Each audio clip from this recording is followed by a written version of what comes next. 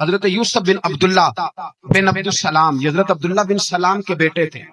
یہ کہتے ہیں کہ میرے والد حضرت عبداللہ بن سلام حضور کے صحابی تھے، اور حضرت ابو دردہ ان کا آپس میں بڑا دوستانہ تھا۔ کہتے ہیں میں ملنے چلا گیا، حضرت سیدنا ابو دردہ بیمار تھے، تیمارداری کرنے گیا۔ کہتے ہیں میں جب گیا تو مجھ سے کہنے لگے بھتیجے تو کیسے آ گیا؟ میں نے کہا آپ کا اور میرے ابا جی کا یارانہ بڑا تھا، دوستی نبھانے آیا ہو، تو آپ پر آخری وقت تھا، نزع کا عالم تھا، میں نے کہا کوئی نصیحت کریں۔ تو حضرت ابو دردہ کہنے لگے بیٹا مجھ پر وہ وقت ہے کہ بہت بڑا جھوٹا بھی اس وقت میں سچ ہی بولتا ہے، اس وقت میں سچ بولتا ہے، سچ۔ آپ فرمانے لگے میں رسول اللہ کا غلام رہا ہوں، ابو بکر صدیق کا مشیر رہا ہوں، فاروق اعظم کا مشیر رہا ہوں، میں نے صحابہ کے ساتھ وقت گزارا ہے، جاتے جاتے تجھے نصیحت کر رہا ہوں، پلے سے باندھ لینا۔ حضرت یوسف بن عبداللہ بن سلام کہنے لگے حضور کہیے۔ فرمانے لگے بیٹا سجدہ کبھی نہ چھوڑ، سجدہ نہ چھوڑنا۔ حضور کیا ملتا ہے؟ فرمایا میں نے اپنے نبی سے سنا ہے کہ بندہ رب کے سب سے زیادہ قریب اس وقت ہوتا ہے جب اس نے اپنا سر سجدے میں رکھا ہوتا ہے، اللہ کے قریب ہوتا ہے۔ کہاں ہوتا ہے بول کے بتائیے، اس بات کو سمجھیے۔ فرمایا جب کسی نے سر رکھا ہو نا سجدے میں، مٹی پہ، صف پہ، سیمٹ پہ، اس نے مسجد میں سر سجدے میں رکھا ہو تو یہ سر اس نے سجدے میں نہیں رکھا ہوا، یہ تو اس کا رب کے قریب چلا گیا سر۔ بندے کا اللہ سے قرب کہاں ہوتا ہے؟ سجدے میں۔ کس جگہ؟ اس لیے حضور نے فرمایا سجدے میں دعائیں زیادہ قبول ہوتی، سجدے میں دعائیں زیادہ قبول ہوتی۔ بندگی کی لذت، سرور، کیف، اس کے ذائقے۔ حضرت احنف بن قیس تابعی ہیں، صحابی کے شاگرد ہیں، فرماتے ہیں میں مسجد اقصی میں گیا، فلسطین میں مسجد اقصی میں، ایک شخص کو میں نے دیکھا، بڑا نورانی چہرہ اس کا، اور بڑا اس کے وجود کے اندر عجیب سی کشش ہے، خوشبو دور تک پھیلی ہے۔ وہ بندہ نا نماز نہیں پڑھ رہا تھا، سجدہ ہی کرتا جا رہا، ایک سجدہ، دوسرا سجدہ، تیسرا سجدہ، اور سجدہ کرتا تو دیر تک سجدہ کرا، پھر سجدہ کرتا تو دیر تک۔ کہتے ہیں جب وہ فارغ ہوا تو میں نے گزارش کی، میں نے کہا بزرگوں ایک بات پوچھنے کو دل کرتا ہے۔ انہوں نے کہا پوچھو۔ کہنے لگے آپ اتنے سجدے کیوں کرتے ہیں؟ کہتے ہیں میں نے پوچھا تو بزرگوں نے رونا شروع کر دیا، اتنا روئے کہ ہچ کی بد گئی۔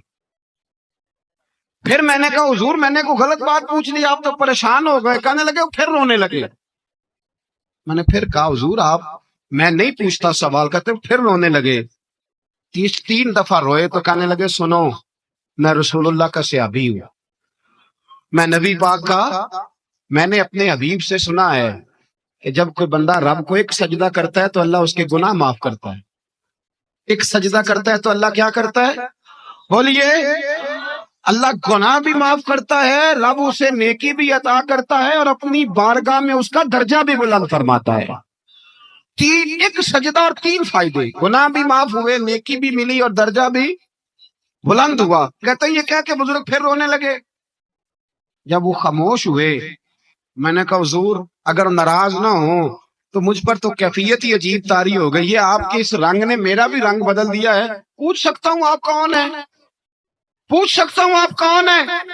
کہتے جب میں نے سوال کیا تو انہوں نے پھر آنسو پوچھے، کہنے لگے میں رسول اللہ کا نوکر ابو ذر غفاری ہوں، میں ابو ذر غفاری ہوں، میں اپنی زندگی سجدے میں بتانا چاہتا ہوں، میں وقت اللہ کے حضور سجدہ کرتا۔ حضرت عمر فاروق رضی اللہ تعالیٰ عنہ نکلے عید کا خطبہ دینے کے لیے، تو بیوی سے کہنے لگے جوتا، اس نے کہا صاحب اتنی دفعہ ٹوٹا ہے اب گانٹھا نہیں جا سکتا، اتنی دفعہ ٹوٹا ہے کہ اب دوبارہ پیمند نہیں لگ سکتے۔ حضرت عمر کہنے لگے چل کوئی حرج نہیں ہے، بغیر جوتے کے ننگے پیر ہی چلتے ہیں، کوئی حرج نہیں۔ تو کہنے لگے لوگ کیا کہیں گے؟ فرمایا چپ کر، لوگ جس دن عمر نے یہ دیکھ لیا نا لوگ اس کے بارے میں کیا کہتے ہیں، اس دن عمر نہیں رہے گا۔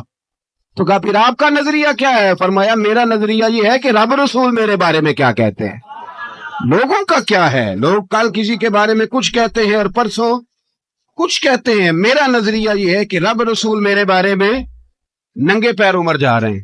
کون جی؟ میں بڑا ماڑا۔ اچھا جناب، کیا غربت ہے؟ 10 قسم کے جوڑے لٹکے ہوئے ہیں کمرے میں، اور پہننے کی فرصت نہیں، سویرے کیا پہننا ہے، شام کیا پہننا ہے، 15 سوٹ کٹھے استری ہو کے لانڈری والا بھیج رہا ہے، اور تو غریب ہے، تو بہت بڑا غریب ہے۔ اس لیے کہ غربت پیسوں کی وجہ سے نہیں ہوتی، غربت تو دل کی ہوتی ہے۔ تو واقعی بڑا غریب ہے، اور تو غریب ہی رہے گا۔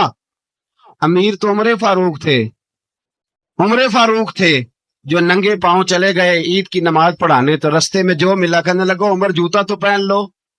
فرمایا تمہیں عمر کا جوتا نہ پہننے کا نقص تو نظر آیا ہے، کوئی حرج نہیں، اگر عمر کو کبھی بتانا ہوا تو وہ والا نقص بتانا جو عمر کی سیرت میں پیدا ہو، کردار میں پیدا ہو، وہ والا نقص بتانا، یہ چھوڑو جوتے آتے جاتے رہتے۔ ننگے پاؤں گئے ہمارے ہاں، میں نے اس دن بھی کہا تھا، ہمارے ہاں لوگوں نے بہانہ بنا لیا ہے حضور بخشوا دیں گے، محفل نعت 6 گھنٹے کی نماز 5 منٹ، حضور بخشوا دیں گے۔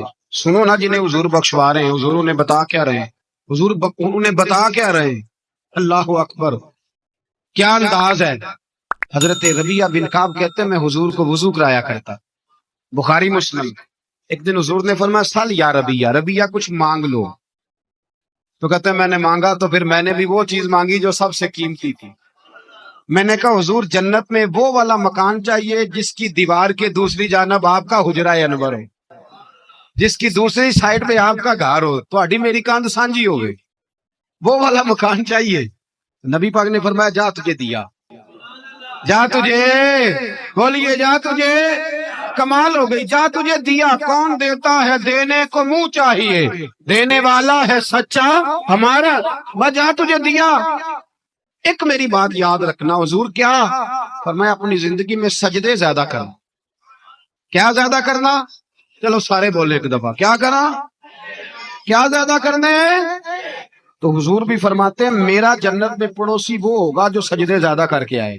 تو میرے بھائی اگر تو سجدہ ہی نہیں کرتا، تو اس لذت سے ناشنا ہے، نماز جلدی کی، باقی سارے کام لیٹ کے، مسجدوں میں بیٹھے ہیں لوگ، خوش گپیاں چل رہی ہیں، بڑے بڑی لمبی، نماز کا وقت آیا تو چھوٹی ہو گئی، فٹافٹ کرو۔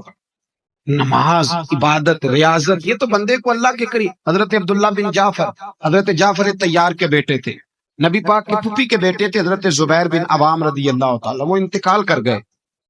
ان کا جب وصال ہوا تو 10 لاکھ دینار کا قرضہ تھا ان پر، اور جو زمین انہوں نے چھوڑی وہ زمین بنجر تھی۔ لو سن لیں، جن پر قرضہ چڑھا ہوا ہے وہ نسخہ بھی سن لیں، جن پہ قرضے ہیں نا، جو تنگ دست ہیں، جو روز رکے بھیجتے ہیں دعاؤں کے کہ بڑی پریشانی ہے بڑی پریشانی ہے، وہ وظیفہ سنیں، وہ وظیفہ سنیں۔ ہمارے زمانے میں وظیفے لینے کا رواج نہیں، تویز لینے کا رواج ہے۔ لینا چاہیے، تویز بری چیز نہیں، اچھی چیز ہے، لیکن زیادہ کام برکت والا کیا ہے؟ اللہ اللہ کرنا۔ کیا کام ہے؟ سجدہ کرنا برکت والا کام ہے۔ حضرت عبداللہ بن جعفر طیار کہتے ہیں میں نے قرضہ لینا تھا زبیر بن عوام سے، وہ وصال کر گئے، میں ان کے بیٹے کے پاس گیا، عبداللہ بن زبیر کے پاس، میں نے کہا پیسے لینے تھے، کہا بالکل لینے ہیں، میرے ابا جی مجھے وصیت کر کے گئے، لکھ کے گئے کہ یہ پیسے دینے، اور وہ یہ لکھ کے گئے ہیں، میں زندگی بھر کوشش کرتا رہا ہوں، ادا نہیں ہو سکے، بیٹا تیری ذمہ داری ہے میرے قرضے ادا کرنا۔ عبداللہ بن زبیر رضی اللہ تعالیٰ عنہ کہنے لگے میں انشاءاللہ آپ کی رقم دے دوں گا۔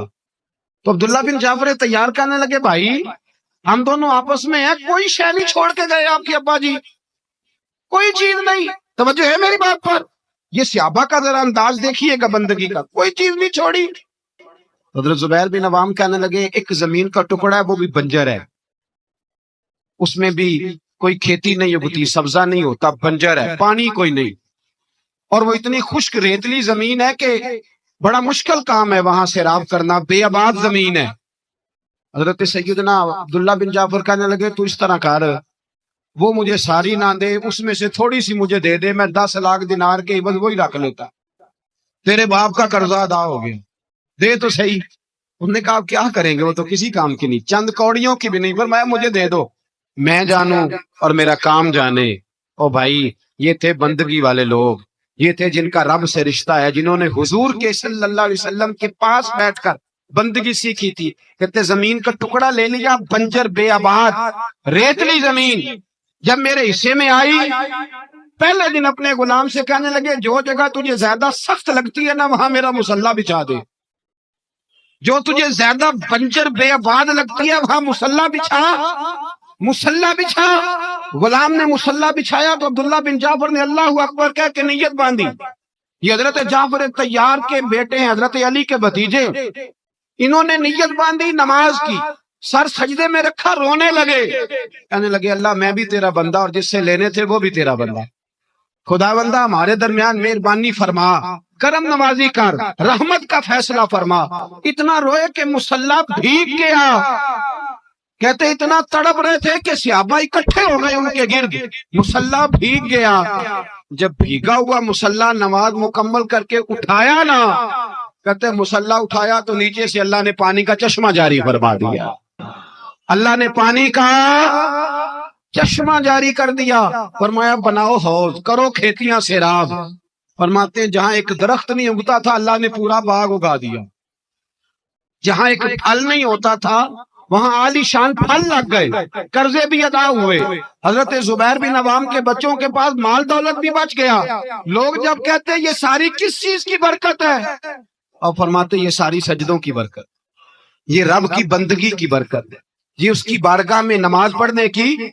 مسلمان توجہ نہیں کرتا، توجہ نہیں. جاگ رہے ہیں آپ حضرات؟ یہاں کوئی حکومت اعلان کرے نا کہ ہر نماز کے بعد 500 روپیہ، کتنا جی؟ میرے گھر کسی بھی نہیں ہونا مسجد.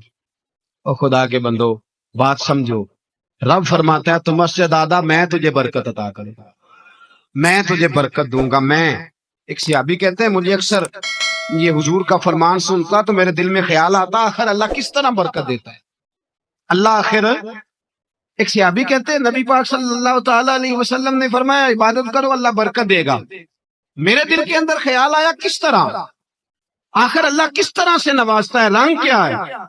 کہتے میں یہ بات سوچ کے نا تو مجھے قضائے حاجت کی حاجت ہوئی. پخانہ پیشاب کے لیے میں نکلا تو ایک جگہ دور جا کے میں بیٹھا کھیتوں میں، دور جا کے. کہتے میں پیشاب کر رہا تھا تو ایک چوہا اپنے بل سے نکلا اور ایک ہیرا میرے پاس رکھ گیا. میں پیشاب کر رہا ہوں، کہتے پھر گیا اندر تو ایک ہیرا اور رکھ گیا، پھر گیا تو پھر رکھ گیا، پھر گیا تو پھر رکھ گیا. کہتے 15 ہیرے چھوڑ گیا. اب میں فارغ ہوا، وہ ہیرے اٹھائے گھر نہیں لے کے گیا، مسجد نبوی میں گیا کہ حضور سے پوچھو میرے لیے جائز بھی ہیں کہ نہیں. بلوں سے نکل رہے ہیں، بلوں سے پیسے نکل رہے ہیں، ہمارے سارے بلوں میں ہی چلے جاتے ہیں. بلوں سے پیسے آ رہے ہیں صحابہ کو، برکت دیکھیں عبادت، بلوں سے پیسے آ رہے ہیں، بل سے. فرماتے ہیں میں وہ ہیرے اٹھائے تو در رسول پہ جب میں نے پہلا قدم رکھا نا مسجد نبوی میں تو مجھے بتانا نہیں پڑا، میرے مصطفیٰ نے میرا چہرہ دیکھا اور مسکرا کے فرمایا پتہ چلا ہے اللہ کس طرح نوازتا ہے، خبر ہوئی ہے اللہ کس طرح نوازتا ہے. فرمایا رب کی بارگاہ میں جھکے رہو، وہ تمہیں وہاں سے دے گا تمہارا گمان بھی نہیں گیا ہوگا. اس کے حضور تو آؤ، اس کی جانب تو توجہ کرو. بندگی کی اپنی ایک لذت ہے، سجدے کا اپنا ایک ذائقہ ہے. اگر آپ نبی کریم سید عالم صلی اللہ تعالی علیہ وسلم کی عبادات کو ملاحظہ کریں نا تو سرکار کی زندگی میں کثرت ہے عبادت. اعلان نبوت سے پہلے کتنے کتنے مہینے حضور غار حرا میں عبادت ہے، تنے تنہا. حرم کعبہ قریب تھا لیکن وہاں رش ہوتا تھا، لوگ ہوتے تھے. فرمایا میں اکیلے میں اپنے رب کو منانا چاہتا ہوں. کتنے کتنے ایام حضور غار حرا میں عبادت کرتے. پھر صحابہ کرام علیہم رضوان فرماتے ہیں کہ مدینہ منورہ میں حضور کا یہ رنگ ہوتا، اتنے لمبے سجدے کرتے کہ لگتا روح مبارک کی پرواز کر گئی، اتنے لمبے سجدے کرتے. حضرت سیدنا معاذ بن جبل رضی اللہ تعالیٰ عنہ فرماتے ہیں 3 دن ہو گئے حضور چلے گئے، مدینے میں نظر ہی نہیں آ رہے. صحابہ پریشان، ابو بکر صدیق، عمر فاروق، عثمان غنی، مولا علی ڈھونڈتے پھرتے. حضور سید عالم صلی اللہ علیہ وسلم کا پتہ نہیں. فرماتے جناب صدیق اکبر گھومتے گھومتے جبل سلا کی پہاڑی کے قریب گئے. ایک چرواہا بکریاں چرا رہا تھا، اس سے پوچھا تم نے میرے محبوب کو تو نہیں دیکھا؟ تو کہنے لگا مجھے نہیں پتا تمہارے محبوب کون ہے. ایک آدمی آج 3 دنوں سے غار میں رو رہا ہے، اتنی شدت کے ساتھ روتا ہے کہ میری بکریاں جا کے غار کے سامنے بیٹھ گئے. بکریاں بھی روتی ہیں، میں بڑا کھینچتا ہوں پر لوٹتی نہیں. رات کو گھر لے کے جاتا ہوں تو جاتی نہیں، سویرے باڑے سے نکالتا ہوں تو دوڑی ہوئی آتی، پھوٹ پھوٹ کے روتی ہیں. لیکن حال یہ ہے کہ دودھ پہلے سے بھی زیادہ دیتی ہیں. حضرت ابو بکر صدیق کہنے لگے یہی تو میرے رسول پاک علیہ الصلوۃ والسلام کے نبی ہونے کی علامت. صحابہ کو بلایا، 3 دن سے حضور سجدے میں کتنے دنوں سے؟ یہاں سجدہ لمبا ہو جائے تو امام کے پیچھے لوگ بھاگنے لگتے ہیں کہ صاحب آپ تو فارغ ہیں، مجھے تو ڈیوٹی پہ بھی جانا۔ 3 دن سے حضور سجدے میں، اتنا طویل سجدہ، اتنا طویل، صحابہ کہتے ہیں قدموں میں جا کے لگے، محبوبہ بس کریں آ جائیں۔ حضور نے فرمایا رب نے سورہ ہود نازل کر دی ہے، سخت حکم آ گئے ہیں۔ وہ کہتا ہے میں تیری امت سے حساب پوچھوں گا، میں اپنے رب کو منا رہا ہوں، بکر جاؤ مجھے منا لینے دو۔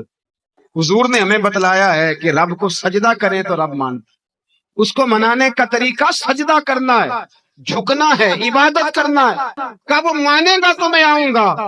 تڑپ گئے صحابہ۔ اور ایک روایت ایسی بھی ہے کہ جب بات نہ بنی تو حضرت فاطمہ سے عرض کی، حضرت فاطمہ شام کا سناٹا چھایا، اپنے آپ کو کپڑوں میں لپیٹا، دائیں بائیں شہزادوں کے لیا تو حضور کی بارگاہ میں گئیں، کہنے لگی محبوبہ بس کریں گھر آ جائے، مدینہ سونا ہو گیا ہے، مسجد نبی کی دیواریں بھی روتی ہیں، یا رسول اللہ ستون مجھ سے آپ کا پوچھتے ہیں گھر آئے۔ نبی پاک نے فرمایا فاطمہ تو بھی دعا کر، میں بھی دعا کرتا۔ حضرت فاطمہ بھی ساتھ والے کونے میں سجدے میں گر گئی، پھر دعا ہوئی، پھر التجا ہوئی، حضرت جبریل آئے، کہنے لگے محبوبہ رب کہتا ہے سار اٹھاؤ، وَلَسَوْفَ يُؤْتِيكَ رَبُّكَ فَتَرْضَىٰ، اللہ فرماتا ہے میں آپ کو اتنا دوں گا کہ آپ مجھ سے راضی ہو جائے گے۔ تو حضور تو سجدے کے عالم میں۔ حضرت سیدنا عبد الرحمن ابن عوف کہتے ہیں میں حضور کے ساتھ تھا، ہم مسجد نبی سے نکلے تو سامنے ایک باغ آیا، حضور فٹافٹ گئے اور باغ میں سر سجدے میں رکھ دیا، دیر تک حضور نے سجدہ کیا، اتنا لمبا کہ جیسے کسی کی روح پرواز کر گئی۔ کہتے میں حضور فارغ ہوئے تو عرض کی حضور اتنے لمبے سجدے کی وجہ؟ تو فرمایا میرے پاس جبریل آئے تھے اور انہوں نے کہا یا رسول اللہ رب کہتا ہے آپ کا جو امتی ایک بار درود پڑے گا اللہ اس پہ 10